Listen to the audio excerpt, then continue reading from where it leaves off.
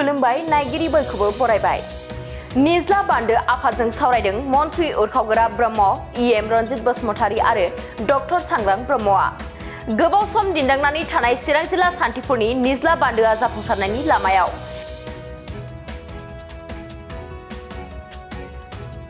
बेनि थाखायनो गं 20नि बारा गामिनि सुबुंफोरनि गोसोआव रंजाखांनाय।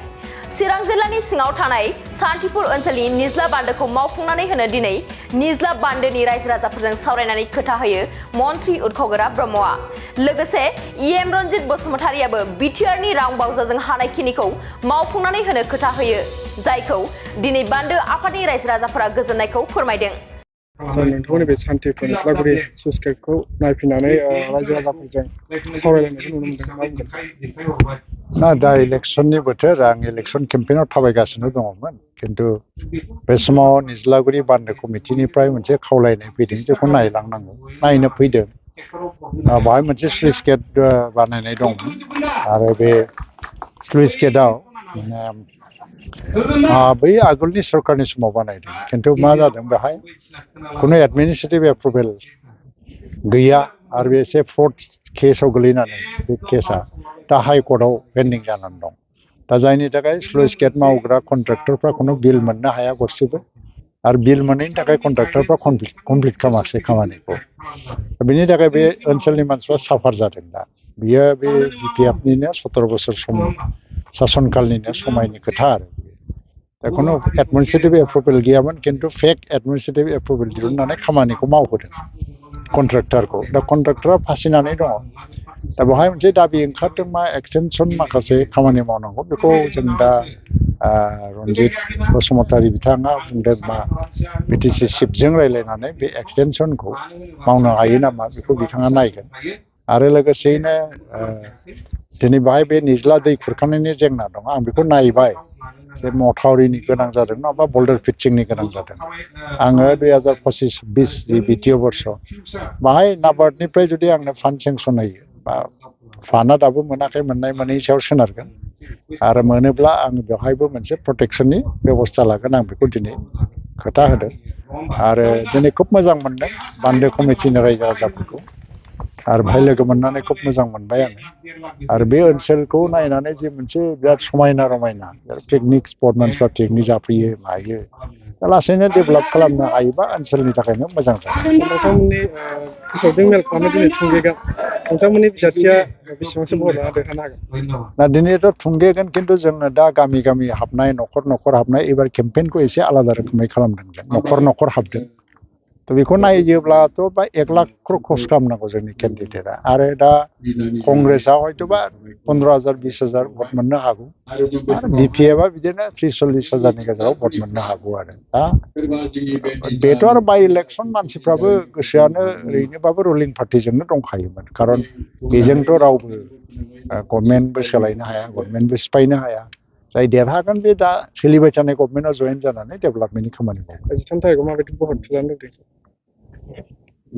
13 नभेम्बराव आं मोनसे खावलायो जे हाइस्ट पार्सेन्टेज जाहाथे पल जायो बाइ इलेक्सनबाबो, खारन बाइ इलेक्सनाव भटफ्रा एसे खम जानो नागिरो, खिन्थु दा 100% जुदि पलिं जायो, 100%थ' जाया, खिन्थु 97-98% जुदि पलिं जायोबा मोजां जायो। बयबो न'निफ्राय ओंखारलांनांगौ, भट हैनांगौ, आरो बाइ इलेक्सनबाबो जोबोद माने गुरुत्थ' होनानै बे इलेक्सनखौ बयबो भट हैनो थांबा मोजां।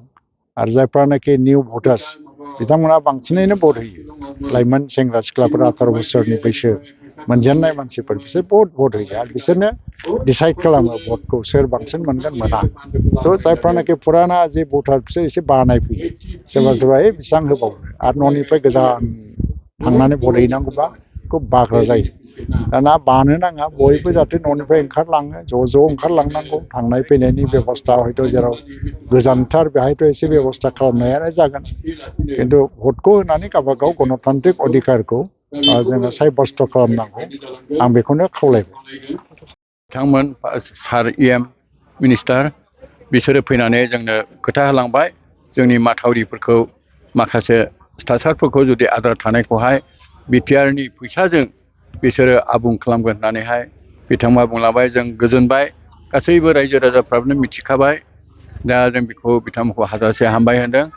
आरो जोंनि जि सांग्रांसार बेसेबा गिदिर जोंनो माथावरि खोनानै होदों दा जों बेखौबो मान बावबाय 3 लाख 4 लाखनि खामानि मावना होदों दा बिथाङानो जोंखौ दिन थारिख लानानै जोंखौ लिंहरदों आरो बिथाङानो जानाय लोंनाय गासैबो बिथाङानो होजोबबाय दिनैनि दिनावहाय दा बेनिखायनो आं रायजो राजाखौबो आं हामबाय होनदों जाहाथे उन फिरियावबो जाहाथे जोंनो बेबायदि मावलांनानै होयो बेनो आंनि रायजोनि जानानैहाय खावलायनाया बे बान्दोजों बेसेबां गामिफोरा आरो बबे बबे ओनसोलफोरा माइ औ बे गामि बान्दोजोंहाय जोंनि बे निज्लागुरिनिफ्राय लानानै बेंटलै 25टा गामिया जोंजों जगाजग आरो बे दै खिफिया थाङो एखे धालिगाव बे निज्लानिफ्रायनो थाङो गोबां रायजोफोर मोनो बे दैखौहाय बेनि समयसाखौ थाबैनो सुफुंना होयोबा माबायदि मोजां जागोन नोंथांमोनथिं बेखौ थाब सुफुंनो हायोब्लाथ' जोंहा मोजां जागौ ओरैबायदि जोङो रायजोफ्रा खस्थ' लानाङो डेलि जोङो 20 बार 30 बार बेबायदि रायजोफ्रा ओंखाम थुफ्ला लालायैहाय बेवहाय फैनानै बान्दो मावफैनाङो ओरैबायदि खस्थ' अखा हालाबो फैनाङो सान्दुं दुंलाबो फैनाङो ओरैबायदि जों खस्थ' जाहाथे बेखौहाय थाबनो मावना होयो सरकारा दा जों गोबाव जोङो बे जोंनि बान्दोआ 83 निफ्राय फाउन्डेसन जादोंमोन दिनैलागै 40 बोसोरसो जाबाय दिनै कमप्लिट गैया आनकमप्लिट रावबो जोंखौ नायसनफैयाखै दिनैसो जोंनो सार इउजि ब्रह्म बिथाङा जोंखौ खोथा होबाय जों रायजोफ्रा बिराद मोजां मोनबाय हामबाय होनदों बिथांखौ जाहाथे बेखौ गोसोआव लानानै बिथाङा जाहाथे मावलाङो बेनो जोंनि खावलायनाय आरो साननायफ्रा थेंक इउ